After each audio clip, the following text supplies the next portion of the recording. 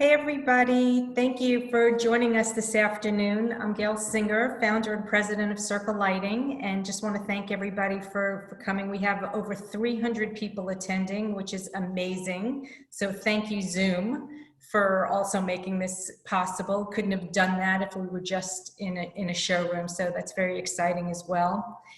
Today, we're going to be talking to DJ Carey, who's the editorial director of Connecticut Cottages and Gardens, and Matthew Patrick Smyth.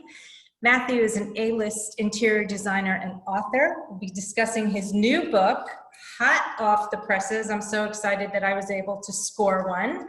Through a Designer's Eye, a focus on interiors.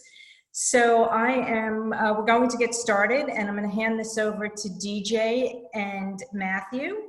And also, please feel free to submit any questions that you may have at the bottom of the screen, and we will try to answer as many as possible. And additionally, we will be gifting the book to the first 50 people who have registered and also attended. So be looking for this book in your mail. So without further ado, DJ, take it away.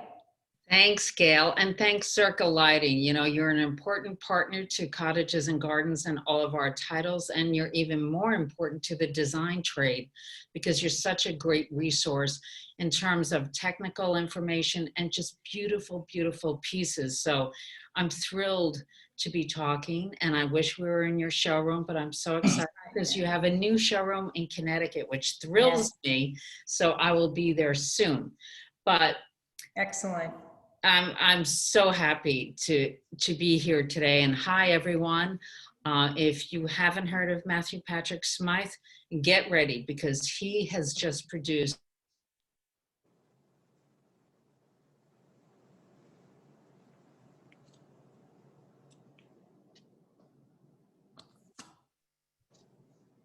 DJ, I think you muted yourself. Sorry, guys, I'm back. So I'm thrilled. Thank you, Gail. Thank you, Circa. Thank you for everything. Matthew, thank you for coming today and speaking with me. I think that this is one of the few design books that I actually read from cover to cover. I was amazed with what I learned about you, even though I thought I knew you. And I love the fact that you really wove three art forms together in this book. It was your love of theater, your love of photography, and your love of design. And it's really interesting how you told the stories of each of the projects in this book. And one of the mechanisms that I loved were the individual photographs that you took, and they informed the bigger picture. And it's interesting how that affects how you look at another image. So I wanted to start with, when did you start taking pictures? Well, I started taking pictures actually in high school, and I'm a self-taught photographer. And for a while there, I thought I was going to be a photographer. But I was a theater major first at school, in college, and then I switched to business. And then I toyed with the idea of going back to photography, but I was still taking pictures. And then I actually stumbled on interior design as a career. It wasn't on my roster of things to do in life. And so when I started it, I sort of put the camera down about 25 years ago and just had point and shoots. But it wasn't until really the iPhone came around, and then I started taking pictures with it, you know, for clients, finding antiques and things like that, and then realizing my pictures had to be a little bit better than just, you know, just sending it. But I also love the fact that on your Instagram account, the images are majestic. They're really beautiful. And I do encourage designers out there to follow you on Instagram because it's really wonderful what you choose to put up on your account. Well, you know, I edited it closely, and I just, you know, I thought, you know, as a designer, if I present a photograph, I want it to be the best I can do. And, so let's talk about your new house that I've been dying to get into in Connecticut. So what drew you to this house? Because it's very different for you. Very different. I was living previously in a 1790 house in Sharon, Connecticut in the Village, which you Which I covered. loved. Thank you. And I loved it too. I mean, I still love it thinking back. But it was, you know, I was always toying with looking at real estate just as a project or, you know, as something else to do. I saw the ad for this house quite a few times over the couple of years, and it just wasn't in the price range I would think about. And then, but I was drawn to the bones of the house. I could see that it needed a lot of work, but the price, one Saturday morning, the price dropped significantly. So I called my friend Elise Harney Morris and I said, what's the story? So she told me it was an estate situation, and he'll have to do his caretakers, and it was time to sell. So I went over to see it on a Saturday morning, and similar weather today. So everything was beautiful outside, and I bought it that afternoon. Wow. With the idea that I always wanted to take a ranch and see what I could do with it, because I grew up upstate New York in the land of ranch houses. So it was always like a challenge I wanted to give myself. So with this house, I just thought, okay, I'm either going to fix it up and sell it, or maybe move in here. I wasn't sure. So about 3/4 way through, I thought, okay, I'm moving here. So I love the views from this house, and yeah. this open space in the living and dining area. Is that correct? You combined the spaces. You did something interesting. You can't see it in these images, but in the book, and everyone should buy the book, there's a little alcove that you created. Right. Why? Right behind the mask. Well, there's a sofa that's inside there. And that was, when I bought the house, that was the entrance hall, and you walked right into the middle of the living room. And I didn't like that. So I created this alcove where you had to walk around, adding a little bit of sort of mystery and a little bit more of a space you can get to before you walk into the big open space. And I'm sorry you don't have that picture there, because that sofa there facing the view is really spectacular. And you created it just so people can really take in the view. Exactly. And I spent a lot of time in this room. You know, even though it's a dining table at the end, I work there almost every day, even though I have an office. But I tend to spend the mornings there, and I read the newspaper there. So I use the room quite a bit. Besides, what other structural changes did you make to the structure? Well, this picture right here, this is the room I'm actually sitting in. That was the garage before. Oh, wow. Yeah, and so those 3 windows was the garage door, and everything's different. There's nothing, you know, when I show the before and after pictures, it's quite dramatic. And even now when I look back at the before pictures, I thought, what was I thinking? Why did I mean, everybody's thought it was crazy. I didn't think a bachelor pad with shag rugs? Yeah, he was a very beloved airline pilot for Pan Am, and he was, you know, if these walls could talk, it was really sort of Playboy magazine, shag carpets, jacuzzi, everything. And let's now move on to the palette. You really restricted yourself to only 3 colors in this? Just barely 3. There's like a white dove on the walls, but the strong color that's running throughout the house, that dark color, is Benjamin Moore's Notre Dame, which I've been using a lot lately. I have to find a new color, but it's been I love that color because it's neither here nor there. Some people see green in it, so it has that dark bronze look occasionally when the light hits it, or it looks charcoal. It keeps changing with the light. I know you travel a lot and you find interesting pieces, but going back to that previous shot, there was chairs there. Where did you find those chairs? I actually found them not far away at the Rhinebeck Antique Show, and they were, which I'm sorry, I'm not going to admit that's not going to happen this year, but I know. Those are just from an upstate New York country club, and the original green, sort of, you know, this fake leather. So, but I'm sitting in it now. It's quite comfortable. I love them. They're great looking. Yeah. And everything has a story. You know, I don't really buy anything just for the sake of buying it. So, right. You know, like when I deal with antiques with clients, I love the idea of shopping around, because years later we have stories about where we found things and where we had lunch and where, you know, the dealer was. You know, that's what's nice about working with pieces like this, is that you develop a sense of history with your client. But are you still shopping with your clients? I've heard that designers aren't really doing that anymore.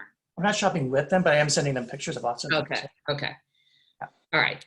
And this is your bedroom. Again, it's that deep color.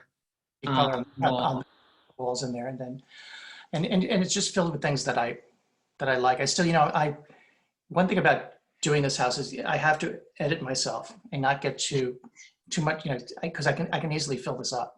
And so I have to control myself, but I still leave spaces like those night tables where I can put some things that I love to look at.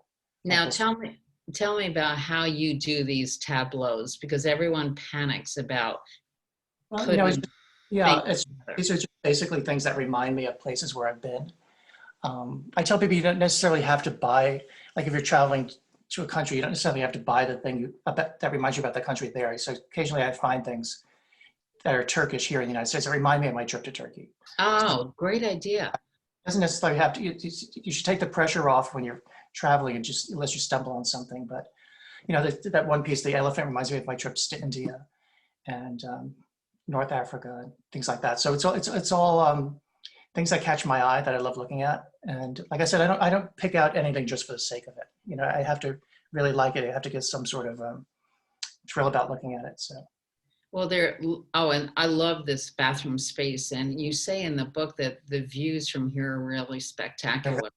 What's nice about living in the woods, I don't necessarily need a window treatment. It's only dark out there, so it's not a big deal. So, and I use that same color. This is my partner's office. Which is beautiful. And I love the fact that you kept the ceiling white, but you accented those beams. Exactly. Well, this is what they called a deck house. It was a group of architects who did these prefab houses in the 70s. Oh, the acorn houses. Exactly. That's where they are now. And so it was all a lot of wood. It hadn't aged well, just because of the nature of the house, not because of the architects. But so it was time to rethink it. So look at that view on your deck. That's gorgeous. And what's nice about this view is that even in the winter when the leaves go, I have a spectacular clear mountain view all the way around. So it's really nice. But I've been living in village houses most of my life, so it was nice this is a different experience for me. You went really out in the country. And for all of you who are in the Zoom, I just wanted you to let you know that the November issue of Connecticut Cottages and Gardens has more of Matthew's home in Connecticut. So we just tried to whet your appetite. So stay tuned. So moving along, can you tell me how you came up with the smaller images that you chose for the book? Like, what was your thinking when you chose these images?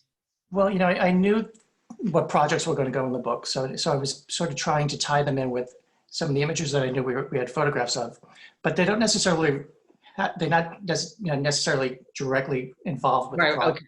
Sort of mood board, nothing else. They're things that possibly could have influenced me by, things I've seen in the past. So that's why I sort of line them up this way. But and it's mostly a lot of things to do with travel, and this is Central Park on the lower corner there, and then Versailles in the middle, and so it's and Hudson, New York in the middle on the top. So it's not necessarily far away. It's just things that catch my eye during the day, any given day. So I love this house, and this is the foyer, but I love the fact that this is a brand new house. So how do you make a brand new house look like it has a history? Well, luckily the client loves good architecture. She has a traditional bent, and she loves beautiful furniture. And so it was great working with her on this. But it's about adding the correct moldings, the correct detailing back to the house that could have been there. We're not trying to fool anybody to think this is an old house.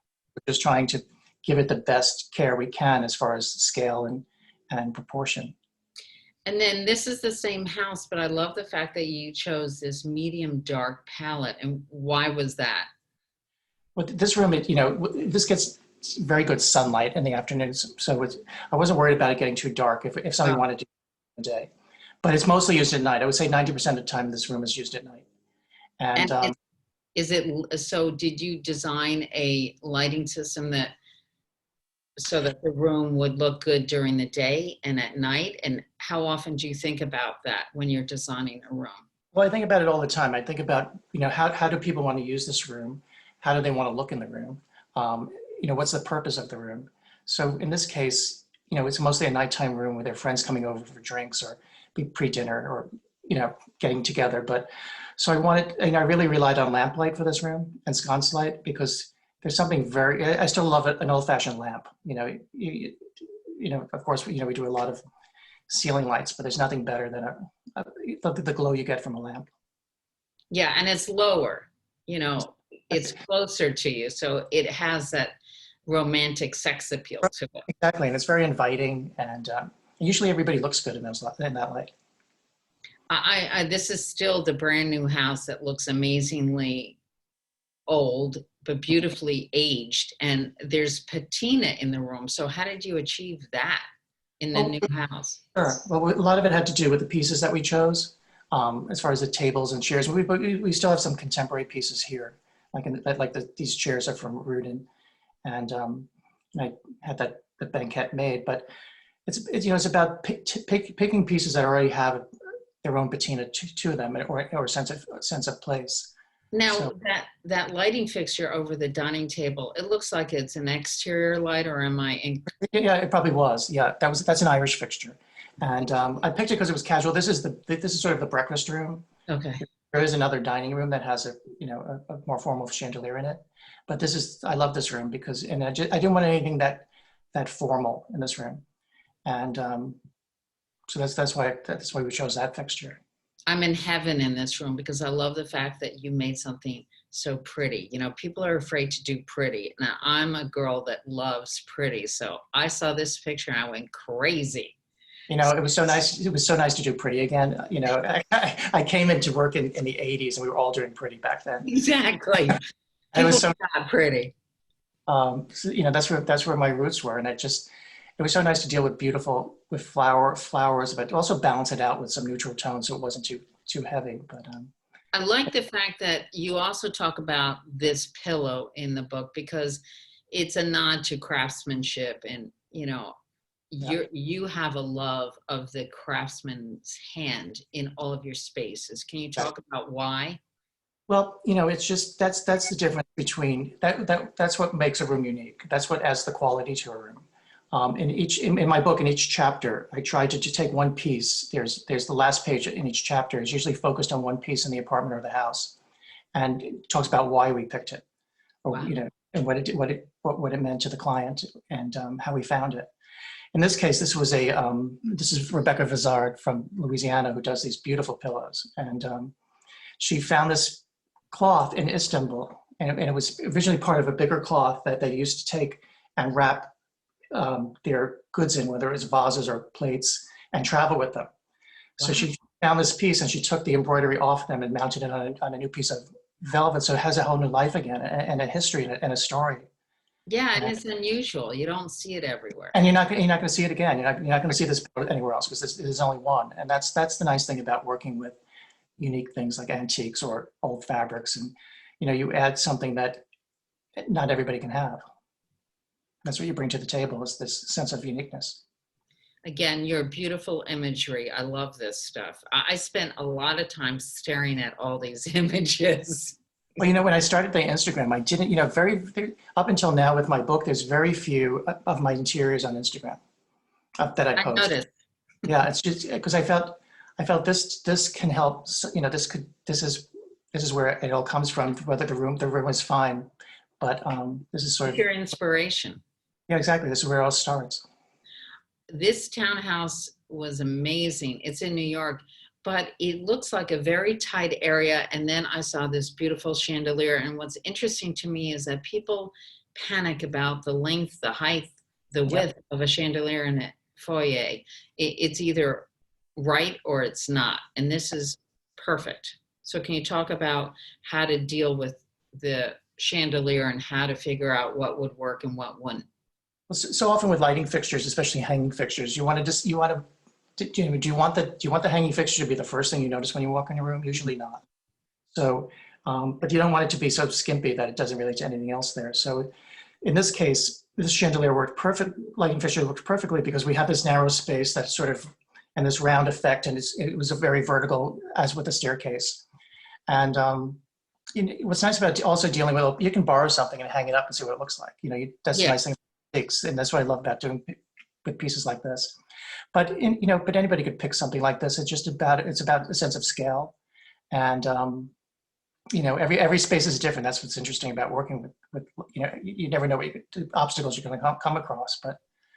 And that was perfect. What inspired the design of this space? Well, we'll get to it later. I mean, the color scheme came off a painting Okay. that her father found in the 60s in Paris, and a painting of an owl. So we didn't match that, but we knew that was the first thing we knew was going to go into a room. So I can't say we didn't match colors to it, but subconsciously that worked its way into everything, that painting over the fireplace. Yeah, I love that owl shot, but I also love the fact that you talk about that all the new upholstery that you put into the spaces in this townhouse in New York, that you had the same upholsterer make it. And I was wondering whether you could talk about why that's so important. Oh, but some of the pieces, like the sofa in the previous shot, belonged to her mother, and she had it made at Anthony Lawrence Belfair years ago. And I use Anthony Lawrence Bell. This is one of my go-to sources. So I just thought, well, you might as well keep the same hand on everything. So they were going to reupholster it for us, and it just felt very natural to keep it all in house. Because it's the first time I've heard a designer talk about that. Again, look at this chandelier. This is a piece of art. It's beautiful. That's by Jacques Jarige. It's for the Valerie Goodman Gallery in New York, and he's a French artist. And what's interesting about that piece, if you unfolded, unraveled it, and pressed all those arms down, it's one sheet of brass. Wow. So it's like a piece of rectangular brass, and it's just cut into strips, and then he molds the strips to form the chandelier arms. Very cool. Very cool. One of my favorite. And again, that's double. The same room. Excuse me. The same room. The other, yeah. And that's a piece her mother had. I love working with when clients have nice pieces that they love. That reminds them of their families. I mean, I love working that into a space. And you're not opposed to it. I mean, some designers like to start new, but these people definitely had an eye and had a fabulous art. They have a very good eye, and they know nice furniture. So it was a privilege to work with it. And I love the fact that you added art in the kitchen. She actually had that painting, and then these Corbusier prints. I was doing a lecture in Nantucket, and it was during an antique show, and there was a dealer from London with those prints. When I walked in, I knew my client would be at that lecture, so I thought, I hope she sees these prints. And then when I was done with the lecture, she said, I have to come show you some prints I went. So it's great. Story to something, so which is fun. Again, I love your black and white. Why are you inspired by black and white photography? Well, it's just sometimes it's the mysteriousness. Like some of these are color actually, but it just has like great effect. But yes, they're more or less black and white photography. The one in the middle and the lower one is Los Angeles. Wow, it looks like it's in Europe. Yeah. I know, it's shot over the Chateau Marmont, and you can see the LA skyline in the background in the haze. But in the haze, yes. But this was really fun. This was something I did at the last minute. This was, and if people remember the Holiday House show house, I did this for Schumacher and Traditional Home. Wow. And it was beautiful. I got a call from the editor, and she said, I need a favor. We had this room, it's our 25th anniversary room, and it was Schumacher's 125th anniversary. And the person's dropped out at the last minute. We're going to press in the morning. Will you do this room? I didn't even know what room it was. Oh my God. So can I sleep on it? And I just they've been good to me. Sure, I'll do it. So and I had the best time on it. It was really so much fun. Well, you talk about the fact that there are a couple that you had furnishings from different periods, but they were all your favorite periods. So can you tell us what your favorite periods are? I love Regency furniture. I've always have. That's one of those things when I worked for that I was always attracted to. So there's the consoles on each side of the sofa are Regency, and then there's chairs from David Duncan Antiques. And but then I have a mid-century modern piece, that the Ed Wormley chair right there in front of the fireplace is one of my favorite chairs. I think it's so beautiful. And you also added sculpture into this space. Well, I have this plaster of Lafayette, which I have my own copy of that right here. And this piece I love. It's a Japanese artist. I can't remember his name, but I found that at the very last minute. I bought it and I own it. So that's mine. It's gorgeous. It has a lot of movement. It does. That was a lucky find. That's the nice thing. You go out and you never know what you're going to find. Right. You know, Sometimes that's you nice. come back empty-handed, and sometimes. Sometimes all it takes is one piece. That's my motto, you know. But this is color, and this is everything from 42nd Street to Mumbai. Yeah, So it's gorgeous. I love the energy of these images. you know, when I worked for David Easton, one of the things I took away from working with him is the sense of having to travel as a designer and having to see things in person and experience firsthand. And I think with the iPhone too, it's very immediate, and you have to be constantly aware because these pictures disappear fast because everything changes. People move away, or Right. lighting changes, and so it's been really good for me. It's been a great exercise. Talk about this, talk about drama in a room, because I think that this space, this Soho space, has a lot of drama. So Yeah. let's talk about. Yeah. Well, you know, I do think that there are spaces that and times where a sense of theater or drama can come into play and make it, especially a vast space, more interesting. And you know, you want to sometimes stick with more bolder choices than usual, and contrasts. And but at the same time, you know, there's a lightness to it. You know, I really believe in a solid furniture plan, and to keep everything organized. And then I add on top of that. So that's what. And you know, The artwork is rather large scale. Yeah, this piece on this wall, that's Peter Marginelli, who's one of my favorite photographers. He shot that in Mumbai many years ago, and it was through a closed photography studio, and it had been closed for years. And there was a little photograph there, and it was covered in cobwebs. And he shot it through the window, and he showed it to me, and I said, I want to work with this. So we blew it up and separated into 9 images, and it was nice. Each image on its own could be a separate piece. It's just one of those magic photographs that works so well. And a lucky find. I was just going through his archives. No, it's absolutely gorgeous. And here's the piece again, but I love that this image talks about the palette of this room. And going back to your original pictures where red was like a little note everywhere in those images, that you see it now in this vignette. Mm-hmm. And this is, and then this room here, this dining room, is what they call a bonus room, which means nothing. That's a great bonus room, I can tell you. You know, but it was just, you know, 3 walls with no window. And so I decided to do this courtyard effect by taking Schumacher wallpapers and doing, you know, carefully with a very good wallpaper hanger, develop these various elevations with him, and up, and you know, and driving up the drama a little bit with the chandelier and the scale of the chairs. And how do you not make that pattern look too busy? Because some people would say, no way. Well, if you look at the pattern, you look at everything from the pattern on, everything else is very solid and quality. So, you know, even those columns are, you know, with the ebony columns, and then the velvet on the chairs. You know, I'm not, in this case, I'm not doing pattern on pattern on pattern. It's just the walls are the pattern, everything else is neutral. Got it. It gives it air. And this bed, how did you create that headboard? Well, I'd seen this piece in Connecticut Artifacts, and it was just in pieces in the warehouse back there.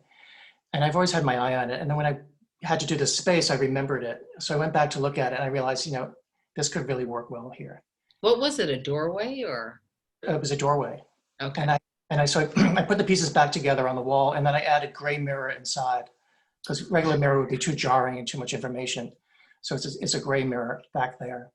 And it's beautiful because it adds an unexpected depth to that space, you know. And that's one of my carpets from Patrick Flynn Martin. Oh, nice plug. Yeah, exactly.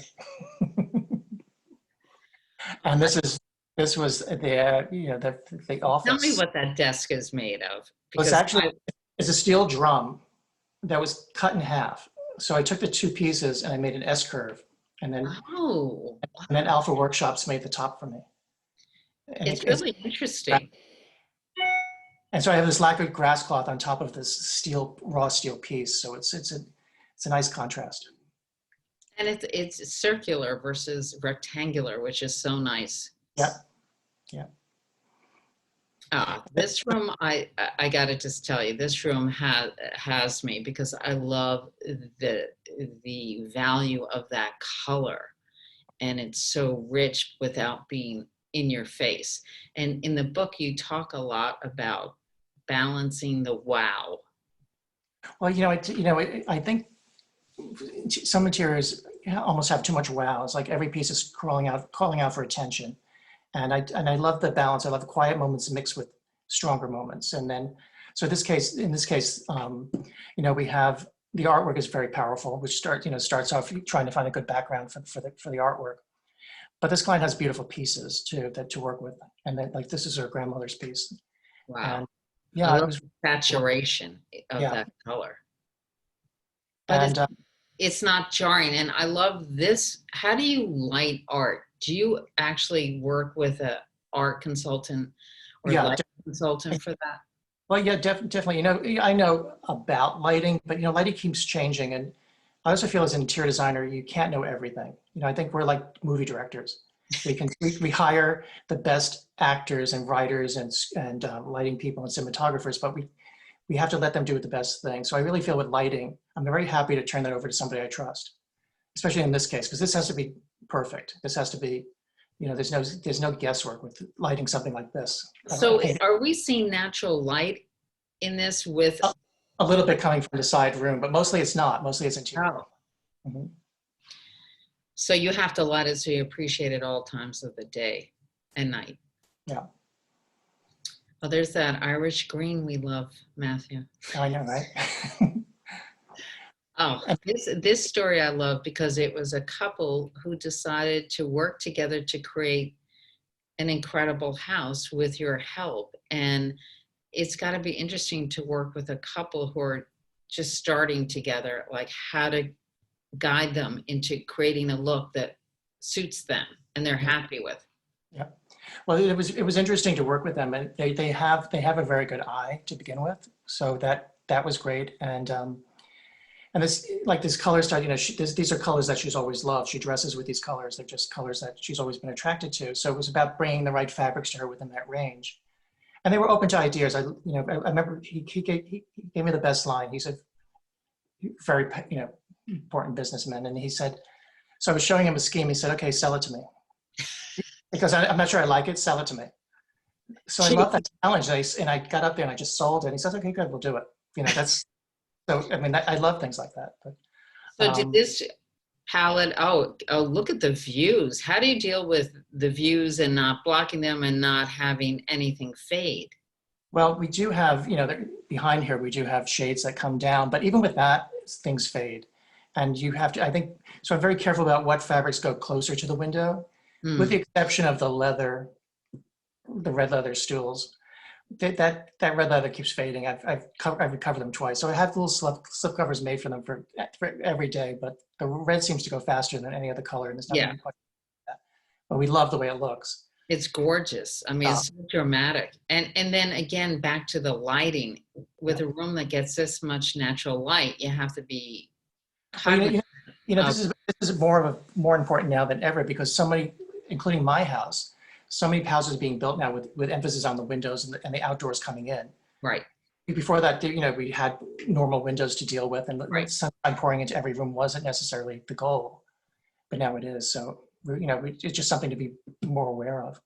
I also love the fact that you used these high contrast palette here, because it makes the space seem more contemporary or more modern, where when you look at the elements, they're more traditional. Yeah, and that's a nice thing about you, because what happens when you do a color like this, everything else stands out more. So you appreciate what's on top of it, like the artwork or the sconces and then the chandelier this way.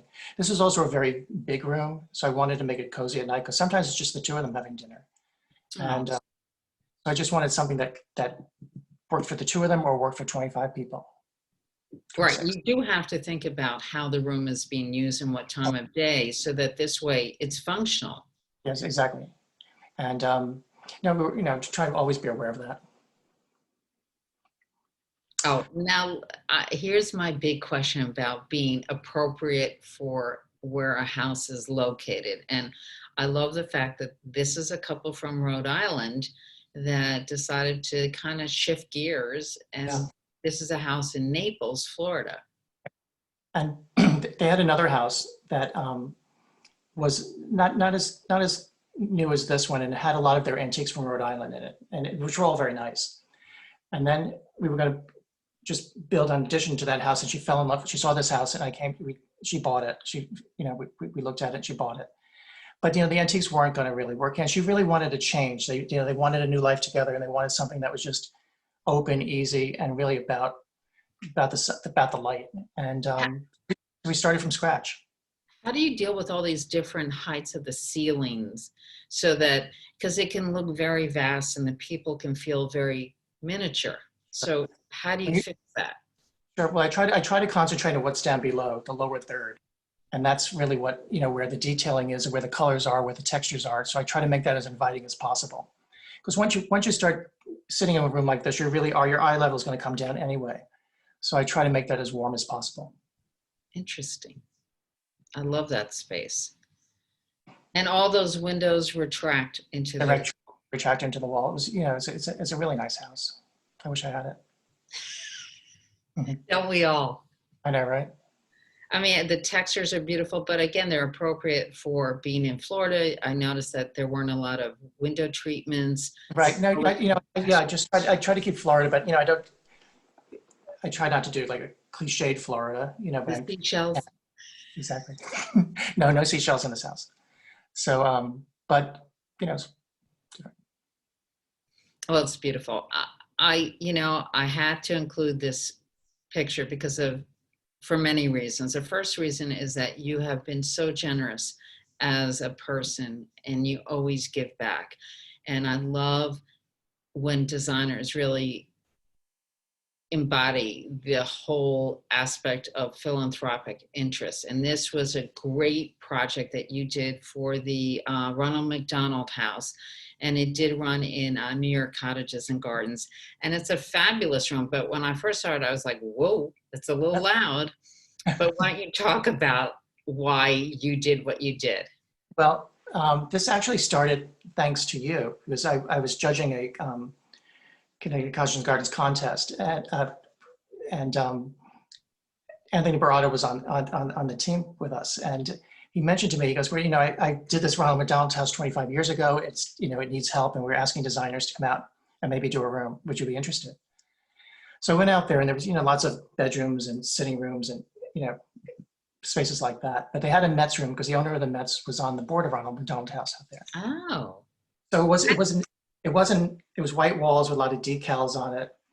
No real, except for, a baseball player with a bat. There was no real Mets room. They call it the Mets room, but it wasn't really that, it wasn't designed, I should say. So I've done 11 show houses, but I thought, if I'm going to do the show house, I need a challenge. This is something that I will never do again. Nobody's going to ask me to do a Mets room again. I mean, I hope they could do now, but you never know. I'll do it. So we had 3 choices. So I put down Mets 1, 2, and 3. So, and then they called me later saying, we're shocked you want it. We never thought you'd ask for it, but it's yours. So I dealt with the marketing team a little bit for the Mets, and that didn't go anywhere. So I decided to do it all on my own. So I found all these pennants are framed. I found those on eBay. I spent a lot of time on eBay. Wow. And Anthony Lawrence Belfair donated the sofa, and Schumacher donated the fabric. And so they still had the problem with the car, Yankees is easy, Mets is hard, So this orange and blue combination wasn't easy. Yeah. So I and then also just so the little detail I added is these strip moldings, and that's inside there. You'll see that those are the emblems from baseball caps. I found somebody who sold me 20 of them. Wow. And so that's up there in the little details and the baseball diamond underneath the TV. But anyway, so I was looking. I went to Schumacher, and they didn't have this combination. So I was up in Canaan, Connecticut, a legal floor covering. And so I was looking through his books in the back, and nothing. He says, well, why are you looking for this combination? I said, well, I'm doing a Mets room. He said, why don't you just Mets carpet? So what Mets carpet? So he pulls down this book, and it's all these teams have their own carpets, which really the marketing team of the Mets had no idea.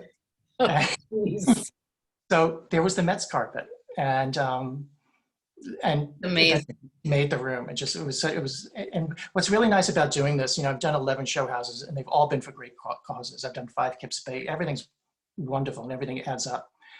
But this was a room that was going to be left behind. I wasn't taking it out when it was over. It's still being used today. Oh, Harry Kravitz just wrote to me not too long ago saying he was there and it looks exactly the same as I left it. And then how kids are still enjoying it. And it's full all the time. And well, it so, makes me smile every time I yeah, see it. You know, like you want to be in it. It's just fun.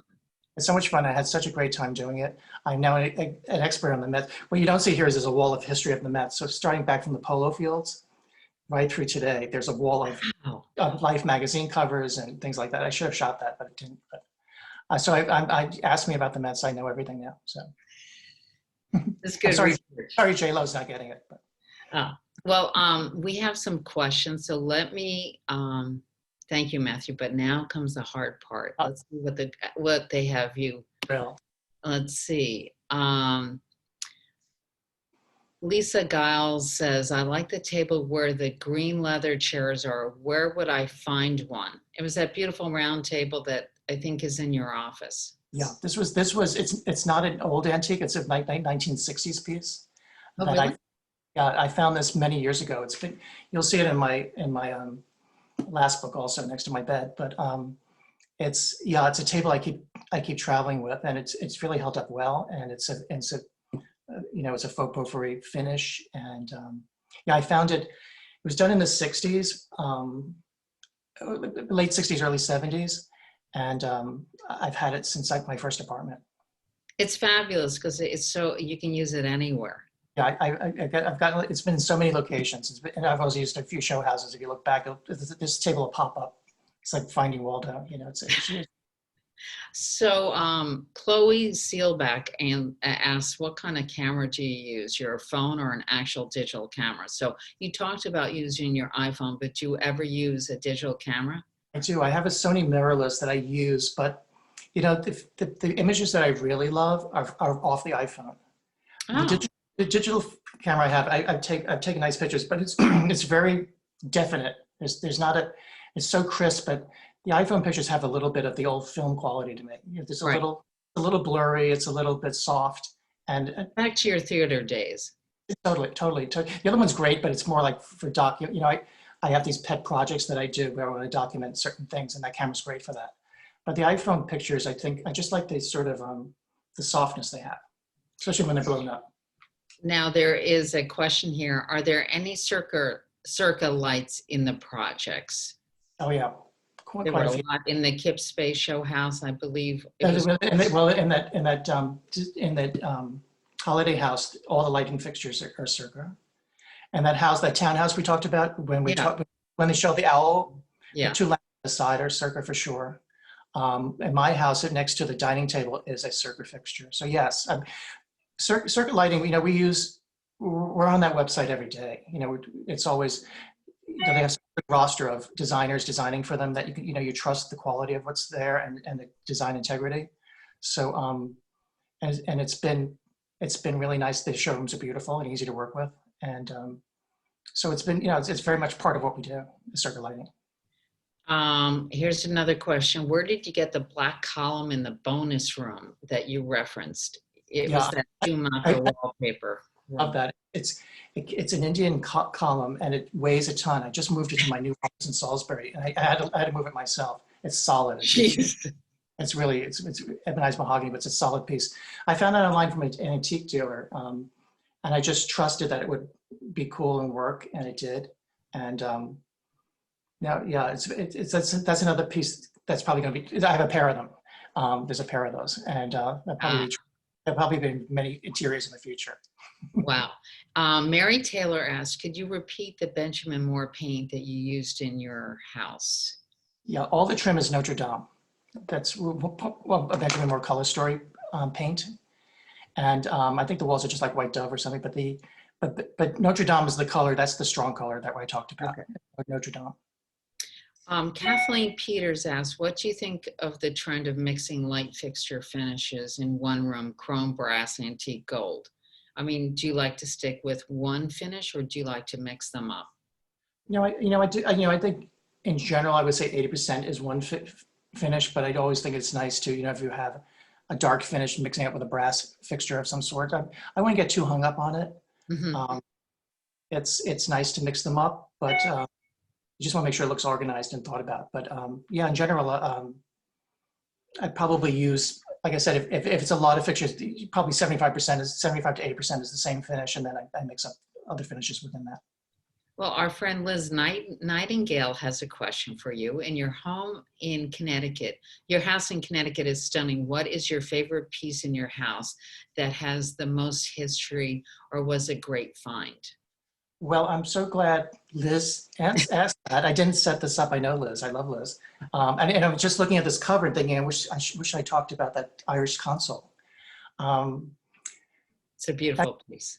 That was when I worked, when I left David Easton's, I had my first project, and my first important piece of furniture that I sold from one of my own clients was from Florian Papp, and it was that console for an apartment on Park Avenue.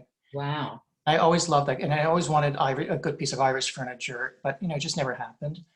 And when I bought this house and when I was doing this, this wasn't what was going to go there. I wasn't sure yet. I'm probably going to find an Asian piece or have a modern Parsons table made for this spot.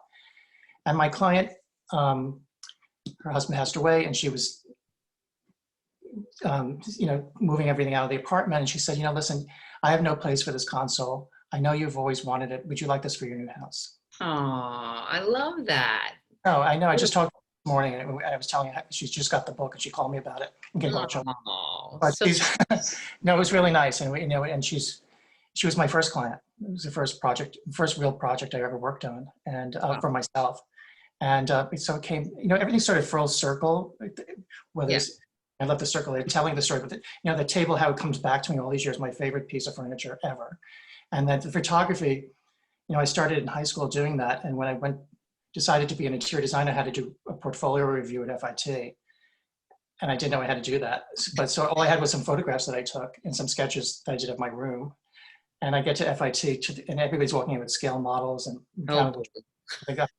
I'm going to be on the bus back to Middletown. This is over with, So the teachers were walking around looking at all the portfolios, and they got to mine, and I see them moving their finger around some of the photographs. So they asked who did it. So I came up and he said, your portfolio is very weak, but we see something in these photographs, and we're going to take a chance on you. Oh. So the photography is coming, everything's coming full circle a little bit. Nice thing about doing that. It all weaves together in your story. Eloise Abrams has a question. How do you ensure balance the use of different furniture styles, periods, without making it so busy? And the same question with accessories. So you tend to mix a lot of periods. So is there a trick to kind of making it look more streamlined or soothing? Sure. Well, it's about balance. It's about balance visually. If you have a room with a lot of legs, you might want to balance it with something more solid, like my coffee table, and the ottoman helps quiet down some of the other pieces in that room. That gives it balance. Color can give it balance. I think these light colors that I use in my house helps balance out some of the more elaborate pieces of furniture. They're not that elaborate, but the more traditional pieces. But I think it's about grouping things that feel good together, whether they're similar of color or scale, and it doesn't have to be from the same place. Huh. And just trying to come up with combinations that look good. Also, what I try to do, and I'm not really good at this all the time, is I don't have to have everything I own out at the same time. So I try to put some things away and bring it back later, so it doesn't have that clutter. Museum, you bring them in, you put them out. In theory. In theory. Theory. Concept. Jessica Brown has a question. What source do you love for cabinet hardware? Well, we use, I just finished project with Garin. What I like about Garin is, it's expensive, but they have all the classic shapes and molds, and they have every price range too. It doesn't necessarily have to be expensive, but I use them a lot. And sometimes I'll stop on the way home to Katona Hardware. Oh, yeah. Got a great selection of everything. So there's a lot out there. The good thing about hardware has gotten much better over the years. It's gotten, there's been awareness of how important hardware is. So I do think it's easier to find good hardware in a lot of places. There's a question here about any resource for typical interior recessed lighting with a good CRI, your go-to brand. Do you have one? I have to look that up, with what we use on a normal basis. But I just found out, which I'm going to take advantage of. I just found out that Circa Lighting has in-house people now helping you with it. Technical help, technical assistance. And I'm going to go down and check out because they have new fixtures that I haven't seen. And like I said, lighting keeps changing all the time. So I don't really want to get caught up with one fixture all the time because things are changing. So I'm anxious to get down there and see what they have and take their advice. Well, when you're in Connecticut, come down to the one in Norwalk and then we can have lunch. Anytime. I'll do that. Any All day. right, we have a question from Magdalena Kita. What's your favorite go-to modern furniture? Good question. Well, you know what I really love is, for outdoor furniture, I love Genesis and C. Yeah. Yeah, and I like because they have some traditional lines also, but they're contemporary outdoor furniture. Really, some of those pieces I can use indoors. For newly made things, Holly Hunt still has beautiful things. A Knoll. There's still classics that pop up that are timeless, and that still always work. Right.